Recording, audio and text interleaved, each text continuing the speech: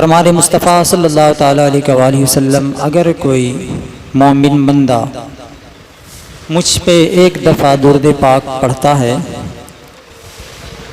تو اللہ تبارک و تعالی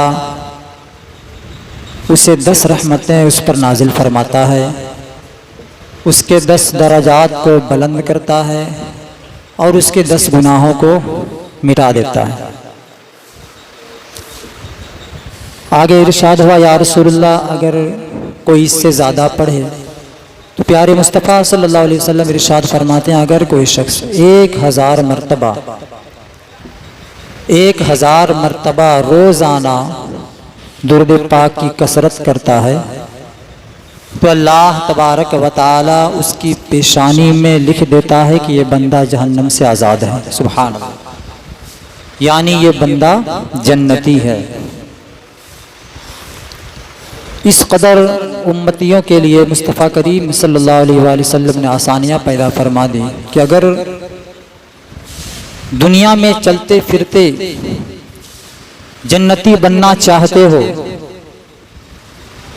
اگر یہ چاہتے ہو کہ اللہ تبارک و تعالی اس ایک عمل کے ذریعے سے تمہیں جنت عطا کر دے، تمہارے گناہوں کو مٹا دے، تو روزانہ 1000 مرتبہ درود پاک کا ورد کر لیا کرو۔ اللہ تعالیٰ اس کی برکت سے یہاں بھی تمہیں ہر طرح کی مصیبتوں سے چھٹکارا عطا کر دے گا، اور کل میدان محشر میں بھی تمام طرح کی آزمائشوں سے، تمام طرح کی تکالیفوں سے دور رکھ کر کے جنت میں داخل فرما دے گا۔ آئیے اس لیے حصول برکت کو حاصل کرنے کے لیے ایک بار پھر سے درود پاک کی کثرت کر لیتے ہیں۔ اللہم صلی علی سیدنا و شفیعنا و نبینا مولانا محمد مبارک صلی اللہ علیہ صلاۃ و سلام علیکہ یا رسول اللہ یا حبیب اللہ صلی اللہ تعالی علیہ وآلہ وسلم۔ حضرات محترم، بڑی ہی مشہور و معروف آیت کریمہ 30ویں پارے کی وَالضُّحَىٰ وَاللَّيْلِ اِذَا سَجَىٰ کو میں اپنا موضوع سخن بنایا ہے۔ آئیے اسی کے ضمن میں تھوڑی دیر گفتگو کر لی جائے۔ اللہ تبارک و تعالیٰ کی بارگاہ میں دعا گو ہوں مولا تعالیٰ ہمیں حق بولنے اور آپ کو حق سننے اور ہم سب کو حق سن کر اس پہ عمل کرنے کی توفیق و رفیق عطا فرمائے۔ اللہ جل وعلا ارشاد فرماتا ہے وَالضُّحَىٰ وَاللَّيْلِ اِذَا سَجَىٰ۔ مفسرین اس کی تشریح فرماتے ہیں کہ یہاں وَالضُّحَىٰ سے مراد چہرہ مصطفیٰ ہے، اور واللیل سے مراد مصطفیٰ کریم کے زلف عنبری ہے۔ تو اب ترجمہ یہ بنے گا چہرہ مصطفیٰ کی قسم۔ ذرا غور تو کریں، اللہ تبارک و تعالی اپنے محبوب کے حسن کی قسم یاد فرماتا ہے کہ میرے محبوب آپ کے منور چہرے کی قسم، آپ کی خوبصورت زلفوں کی قسم۔ تو اس آیت سے یہ پتہ چلتا ہے کہ اللہ تبارک و تعالی نے سب سے زیادہ خوبصورت اگر کسی شے کو بنایا تو اپنے محبوب کے چہرے پاک کو بنایا، اپنے محبوب کے زلف عنبری کو بنایا، جس کی خود تعریف کرتے ہوئے اللہ تعالیٰ قرآن میں ارشاد فرماتا ہے وَالضُّحَىٰ وَاللَّيْلِ اِذَا سَجَىٰ۔ یہ تو رب کی تعریف تھی۔ آج دنیا کہتی ہے نا کہ میلاد مصطفیٰ کیوں مناتے ہو؟ میں تو کہتا ہوں یہ آیت ہی اس سوال کا جواب کے لیے کافی ہے کہ خود جب اللہ تبارک و تعالی اپنے محبوب کی تعریف قرآن میں ارشاد فرماتا ہے تو ہم امتی کیوں نہیں اپنے محبوب کی تعریف میں میلاد منائیں؟ اللہ تبارک و تعالی اپنے محبوب کی تعریف و توصیف خود کر رہا ہے، اور میلاد ہے ہی اسی چیز کا نام کہ محبوب کائنات کی تعریف کی جائے۔ تو جب خود محبوب کبریا اپنے محبوب کی تعریف کر رہا ہے تو ہم بھی یہ بدرجہ اولا ضروری ہے کہ ہم اپنے محبوب دو عالم صلی اللہ تعالیٰ علیہ وآلہ وسلم کی تعریف و توصیف میں میلاد منائیں، اور طرح طرح کی جو بھی جس انداز میں ہو سکے محبوب کی بارگاہ میں خراج عقیدت پیش کریں۔ تو اللہ تبارک و تعالیٰ نے اپنے محبوب کے چہرے پاک کی قسم اٹھا کر کے اپنی مخلوق کو یہ بتا دیا کہ میرے محبوب بندو، مجھے سب سے زیادہ اگر کوئی محبوب ہے کوئی چیز تو اپنے محبوب کے چہرے پاک، اپنے محبوب کے چہرے پاک کو میں اپنے محبوب رکھتا ہوں۔ یہ تو اللہ تبارک و تعالیٰ نے اپنے محبوب کی تعریف کی۔ بات جب صحابہ کی آئی تو صحابہ کرام رضوان اللہ تعالی علیہم اجمعین اللہ تبارک و تعالیٰ کی سنت کو زندہ کرتے ہوئے جب حضرت حسان بن ثابت رضی اللہ تعالی عنہ کی نگاہ آپ کے چہرے پاک پر پڑی تو حضرت حسان بن ثابت بہت بڑے شاعر تھے، اس وقت کے آقا کے دور کے بہت بڑے شاعر تھے۔ جب ان کی نگاہ چہرے مصطفیٰ پر پڑی تو آپ پکار اٹھے، وَأَحْسَنُ مِنْكَ لَمْ تَرْقَتْ عَيْنِي وَأَجْمَلُ مِنْكَ لَمْ تَلِدِ النِّسَاءُ خُلِقْتَ مُبَرَّأً مِنْ كُلِّ عَيْبٍ کَأَنَّكَ قَدْ خُلِقْتَ مَا تَشَاءُ۔ آپ اس کا ترجمہ دیکھیں، حضرت حسان بن ثابت رضی اللہ تعالی عنہ حضور کائنات صلی اللہ تعالی علیہ وآلہ وسلم کی تعریف و توصیف کس انداز میں فرما رہے ہیں۔ آپ کہتے ہیں وَأَحْسَنُ مِنْكَ لَمْ تَرْقَتْ عَيْنِي، اے میرے آقا، اے میرے مولا، میری آنکھوں نے آج تک آپ سے زیادہ خوبصورت کسی کو دیکھا نہیں۔ وَأَجْمَلُ مِنْكَ لَمْ تَلِدِ النِّسَاءُ، کیوں نہیں دیکھا؟ اس لیے نہیں دیکھا کہ وَأَجْمَلُ مِنْكَ لَمْ تَلِدِ النِّسَاءُ، آپ سے زیادہ خوبصورت کسی ماں نے آج تک کوئی بچہ جنا ہی نہیں۔ سبحان اللہ، کس انداز میں حضرت حسان بن ثابت آقا کریم صلی اللہ علیہ وآلہ وسلم کی تعریف کر رہے ہیں، اور آگے فرماتے ہیں وَأَجْمَلُ مِنْكَ لَمْ تَلِدِ النِّسَاءُ خُلِقْتَ مُبَرَّأً مِنْ كُلِّ عَيْبٍ۔ یا رسول اللہ، آپ اتنے خوبصورت کیوں ہیں؟ اس لیے ہیں کہ اللہ تبارک و تعالیٰ نے آپ کو ہر عیب سے، ہر نقص سے، ہر کمی سے پاک پیدا فرمایا۔ بلکہ یوں کہہ لیا جائے خُلِقْتَ مُبَرَّأً مِنْ كُلِّ عَيْبٍ كَأَنَّكَ قَدْ خُلِقْتَ مَا تَشَاءُ، یعنی اللہ تبارک و تعالیٰ نے، یعنی رسول کائنات صلی اللہ تعالی علیہ وآلہ وسلم نے جس طرح چاہا اللہ نے ویسے ہی آپ کو پیدا فرمایا۔ سبحان اللہ، کتنا خوبصورت انداز تھا حضرت حسان بن ثابت رضی اللہ تعالی عنہ کو کہ ارشاد فرماتے ہیں یا رسول اللہ، آپ سب سے زیادہ خوبصورت پیدا کیے گئے، اس لیے کہ آپ سے زیادہ خوبصورت آج تک کسی ماں نے کوئی بچہ جنا ہی نہیں۔ یا رسول اللہ، آپ ہر عیب سے پاک پیدا کیے گئے، آپ ہر نقص سے، ہر کمی سے پاک پیدا کیے گئے۔ یا رسول اللہ، گویا یہ کہہ لیا جائے کہ آپ نے جیسا چاہا اللہ تبارک و تعالی نے آپ کو ویسا ہی پیدا فرمایا۔ آگے چلتے ہیں، مشہور صحابی رسول جو کثیر احادیث مبارکہ کے راوی ہیں حضرت ابو ہریرہ رضی اللہ تعالی عنہ، ان کا انداز دیکھیں۔ جب ان کی نگاہ مصطفیٰ کریم صلی اللہ علیہ وآلہ وسلم پہ پڑی تو آپ پکار اٹھے، ما رأیت شیئا احسن من رسول اللہ صلی اللہ علیہ وسلم کأن الشمس تجری فی وجہہ۔ یا رسول اللہ صلی اللہ تعالی علیہ وآلہ وسلم، میں نے آج تک، میری نگاہوں نے آج تک کوئی چیز اب سے آپ سے زیادہ خوبصورت نہیں دیکھی۔ کان الشمس تجری فی وجہہ، یعنی ایسا آپ کا چہرہ پاک منور ہے، اتنا روشن ہے کہ ایسا معلوم ہوتا ہے کہ سورج آپ کے چہرے پاک میں دوڑ رہا ہو، آپ کے چہرے پاک میں سورج اتر آیا ہو، اس قدر آپ کا چہرے پاک روشن ہے، اب منور ہے۔ یہ حضرت ابو ہریرہ رضی اللہ تعالی عنہ کا کہنا تھا۔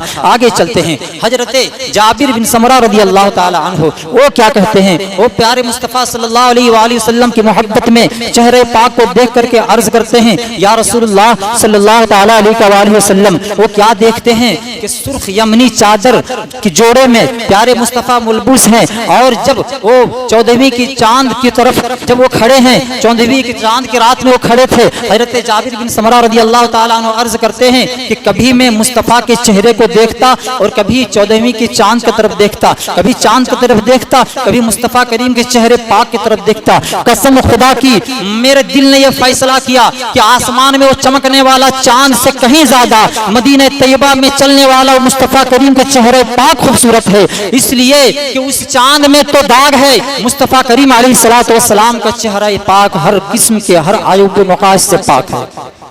یہ حضرت جابر بن سمرہ رضی اللہ تعالی عنہ بیان کرتے ہیں۔ آگے چلیں، صحابہ کرام رضوان اللہ تعالی علیہم اجمعین میں سب سے افضل البشر بعد الانبیاء، یعنی انبیاء کرام علیہ الصلوۃ والسلام کے بعد تمام انسانوں میں سب سے افضل و اعلیٰ درجہ رکھنے والے حضرت سیدنا ابو بکر صدیق رضی اللہ تعالی عنہ کی باری آئی۔ جب آپ کی نگاہ چہرے مصطفیٰ پر پڑی تو آپ پکار اٹھے، آپ نے عرض کی یا رسول اللہ صلی اللہ تعالی علیہ وآلہ وسلم، قسم خدا کی آپ کے جیسا خوبصورت نہ مشرق میں ہے، نہ مغرب میں ہے، نہ جنوب میں ہے، نہ شمال میں ہے۔ یا رسول رسول اللہ ہم نے آج تک آپ سے زیادہ خوبصورت چہرہ کسی کو نہیں دیکھا، آپ سے زیادہ خوبصورت ہم نے کسی کو نہیں پایا۔ اب میں آپ سے ایک سوال کرنا چاہتا ہوں، میں آپ سے یہ پوچھنا چاہتا ہوں، حضرت حسان بن ثابت سے لے کر کے حضرت سیدنا ابو بکر صدیق رضی اللہ تعالی عنہ تک ہر کوئی یہی کہہ رہے ہیں یا رسول اللہ آپ سے زیادہ کوئی حسین و جمیل نہیں، آپ سے زیادہ کوئی خوبصورت نہیں۔ سوال کرنے والا سوال کر سکتا ہے، پوچھنے والا آپ سے پوچھ سکتا ہے، اعتراض کرنے والا یہ اعتراض کر سکتا ہے کہ اے حضور کی تعریف کرنے والے مجھے یہ تو بتاؤ، کیا حضرت ابو بکر صدیق ہو یا حضرت ابو ہریرہ ہو یا حضرت جابر بن سمرہ ہو یا جو بھی صحابہ کرام جن صحابہ کرام نے جس انداز میں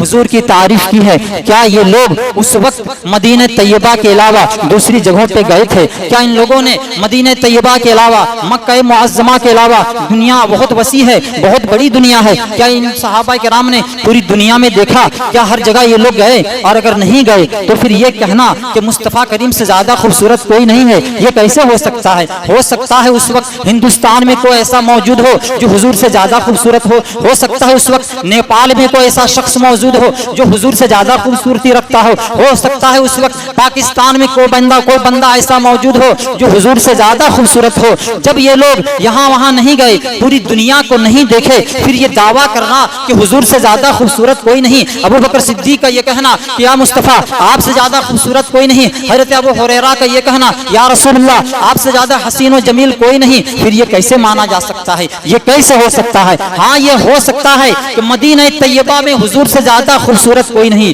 یہ ہو سکتا ہے کہ جہاں جہاں یہ صحابہ کرام گئے وہاں حضور سے زیادہ خوبصورت کسی کو نہیں پایا، لیکن جہاں نہیں گئے وہاں کے تعلق سے یہ کہنا کہاں تک درست ہوگا؟ دوسری بات یہ اعتراض ہو سکتا ہے، سوال کرنے والا یہ سوال کر سکتا ہے کہ حضرت ابو بکر صدیق ہو یا حضرت ابو ہریرہ یا وہ صحابہ کرام جنہوں نے حضور کی تعریف میں یہ کہی کہ یا رسول اللہ آپ سے زیادہ کوئی خوبصورت نہیں، کیا ان لوگوں نے حضرت آدم علیہ السلام کے زمانے کو پایا؟ کیا ان لوگوں نے آدم علیہ السلام کے بعد کے لوگوں کو دیکھا؟ کیا ان لوگوں نے مصطفیٰ کریم سے پہلے جتنے انبیاء کرام کے امتی آئے ان لوگوں نے دیکھا؟ یا حضور کے بعد جو لوگ آنے والے ہیں کیا ان لوگوں نے دیکھا؟ پھر یہ کہہ دینا کہ یا مصطفیٰ آپ سے زیادہ خوبصورت کوئی نہیں، جبکہ ان صحابہ کرام نے آدم علیہ السلام کے زمانے کو نہیں پایا، حضرت ابراہیم علیہ السلام کے زمانے کو نہیں پایا، کم و بیش 1,24,000 انبیاء کرام کے امتیوں کو نہیں دیکھا، مصطفیٰ کریم کے بعد میں آنے والے قیامت تک کے جو لوگ آئیں گے ان لوگوں کو ان صحابہ کرام نے زیارت نہیں کی، پھر یہ کیسے کہہ دیے کہ یا رسول اللہ آپ سب سے زیادہ خوبصورت ہیں، یا حبیب اللہ آپ سب سے زیادہ حسین و جمیل ہیں؟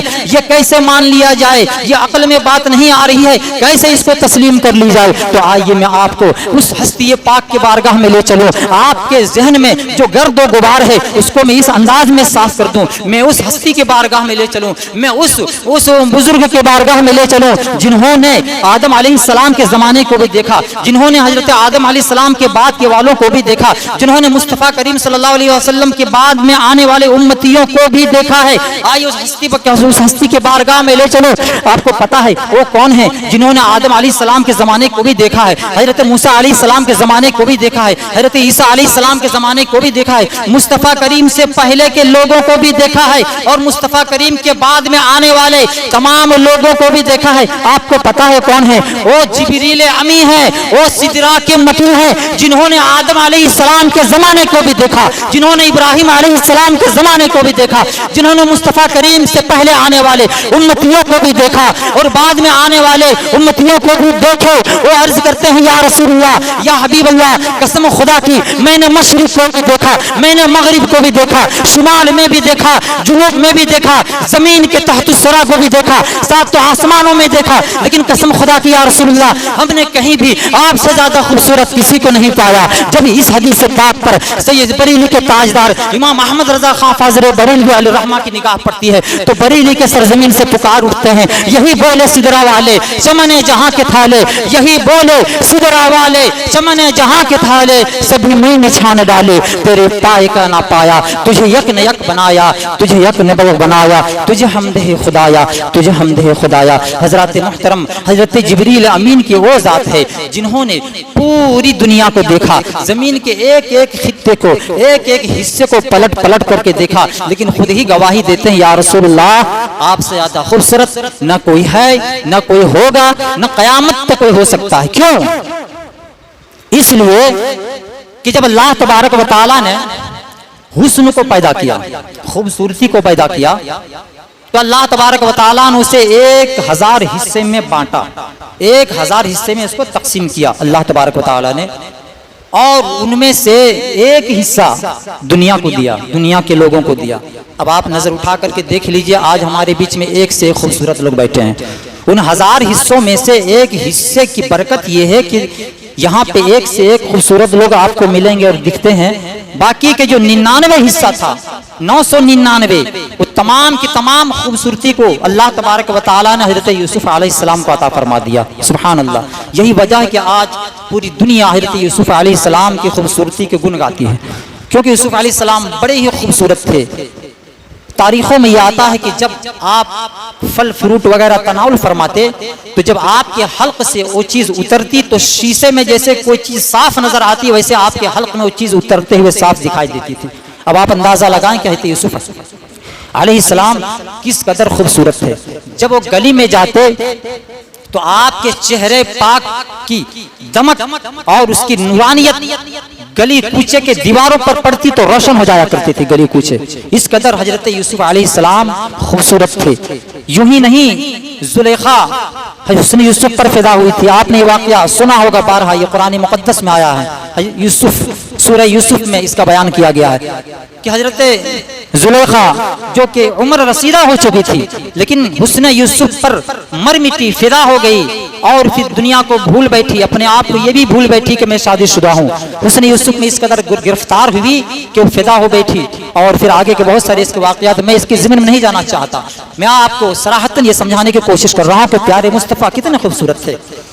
تو حضرت یوسف علیہ السلام کے حوالے سے پیارے آقا علیہ السلام ارشاد فرماتے ہیں کہ میرا بھائی یوسف میٹھے حسن والے تھے، یعنی میرا بھائی جو یوسف تھے وہ میٹھے حسن والے تھے۔ اچانک اگر کوئی ان کو دیکھ لیتا تو ان کی خوبصورتی کی تاب نہیں لا سکتا تھا اور بے ہوش ہو کے گر جایا کرتا تھا۔ یہ یوسف علیہ السلام کی خوبصورتی تھی۔ لیکن پیارے مصطفیٰ علیہ السلام کو جو خوبصورتی عطا کی گئی وہ نمکین حسن والے تھے۔ اور آپ کو پتا ہے کہ کوئی چیز اگر نمکین ہو تو اس سے دل نہیں بھرتا، آپ جتنا چاہے اس کو استعمال کر لیں۔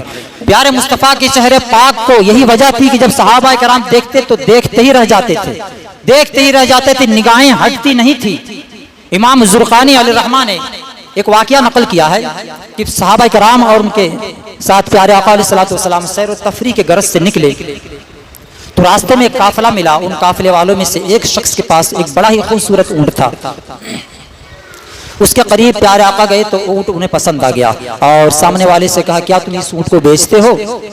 وہ جو شخص تھا اس نے کہا ہاں میں اسے بیچوں گا۔ پھر دام طے ہوا اور پھر طے ہونے کے بعد پیارے مصطفیٰ نے اسے خرید لیا۔ اور پھر آپ فرمانے لگے کہ میں یوں ہی سیر و تفریح کی نیت سے نکلا تھا تو ساتھ میں روپیے پیسے درہم لے کر نہیں آیا ہوں، میں اپنے منزل پہ جا کر کے تمہاری قیمت بھجواتا ہوں۔ یہ کہہ آپ اس اونٹ کی رسی کو پکڑتے ہیں اور چل دیتے ہیں۔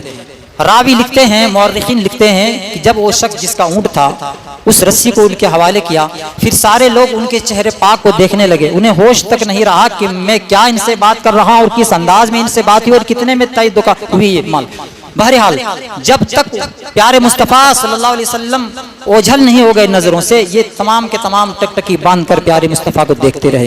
جب نظروں سے اوجھل ہوئے تو انہیں اچانک ہوش آئے، ایک دوسرے سے کہنے لگے یہ تو بتاؤ تم جس شخص کو اونٹ دیے ہو کیا ان سے تم پیسے لیے؟ انہوں نے کہا انہوں نے تو ادھاری کی بات کی ہے، انہوں نے نقد دینے سے منع کر دیا، وہ بولے ہیں کہ میں بھجواتا ہوں۔ پھر سامنے سے کہتا یہ تو بتاؤ جب کسی کو نقد کوئی چیز دینی ہو تو اس کا عطا پتہ نہیں پوچھا جاتا، اس کا ایڈریس نہیں لیا جاتا ہے، لیکن جب کسی کو ادھار دی جاتی ہے تو اس کا ایڈریس پوچھا جاتا ہے، اس کا نام پوچھا جاتا ہے تاکہ اس سے وہ مال حاصل کر سکے، روپیہ پیسہ حاصل کیا جا سکے۔ یہ تم کیا کیے؟ اس کے حسن کی خوبصورتی، اس کی خوبصورتی میں اس قدر ڈوب گئے کہ تمہیں یاد ہی نہیں رہا کہ تم کیا کر رہے ہو، اب تم اس پیسے کو کیسے حاصل کرو گے۔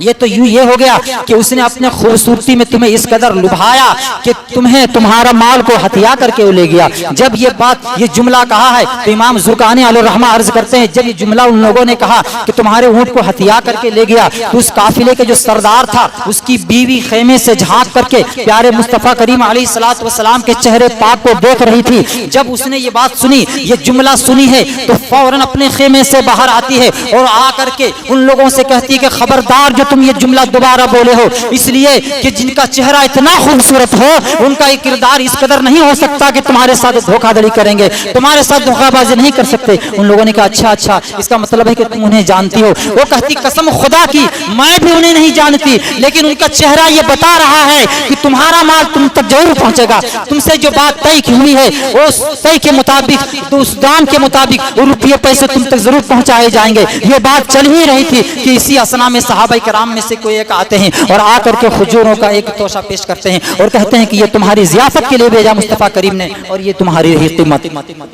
जब उन लोगों ने ये बात सुनी और उस इंसाफ को देखा तो सामने से अर्ज करने लगे कि मुझे पैसे बाद में देना, मुझे वो क्या खरीदेंगे, मैं खुद बिक चुका हूं, मुझे उनकी बारगाह में लेकर चलो, मैं कलमा पढ़कर मुसलमान होना चाहता हूं। सुभान अल्लाह, ये चेहरे मुस्तफा था जिनको देख करके लोग ईमान लाते और कलमा पढ़ करके इस्लाम में दाखिल हो जाया करते थे। मुस्तफा करीम अलैहिस्सलातु वस्सलाम का चेहरे पाक इस कदर खूबसूरत था, इस कदर खूबसूरत था कि जिनकी निगाह पड़ जाती तो नजर फिर उसकी हटती नहीं थी। जबकि प्यारे मुस्तफा सल्लल्लाहु अलैहि वसल्लम के चेहरे पाक पर खुद मेरे आका इरशाद फरमाते हैं 70,000 पर्दे हायल थे, एक पर्दा नहीं था, 70,000 पर्दे के बीच में उनके चेहरे पाक को रखा गया था। प्यारे मुस्तफा फरमाते हैं अगर एक पर्दे को भी अगर हटा दिया जाता तो दुनिया वालों की आंखों में वो ताकत नहीं कि मेरी खूबसूरती को देख पाते। ये तो रब का करम था कि पर्दे में रख करके तुम सबके बीच में मुझे भेजा गया ताकि तुम चेहरे पाक को देख करके उससे मुस्तफिज हो सको